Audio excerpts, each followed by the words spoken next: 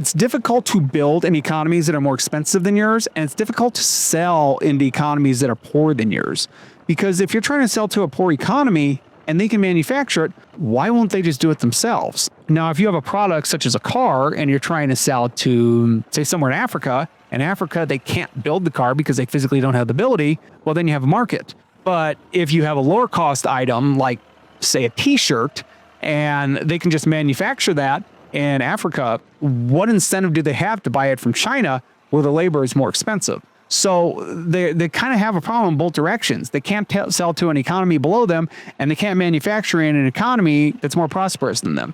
So they have this very narrow window where they can sell to all of Europe and all of the US very profitably, and they can bring in resources from Africa and other less developed countries. However, outside of this middle zone, it becomes very difficult for them to work. So they've kind of found this niche where they work perfectly. And if anything disrupts that from a supply chain or, shipping or sea lanes or tariffs, it's going to break the whole system apart. And yes, it's going to hurt in the U.S. because, it's going to cost us a lot more, and we're going to have supply shortages. And there's obviously, specific things like, medicines or medical supplies or some critical applications that it's going to be problems with.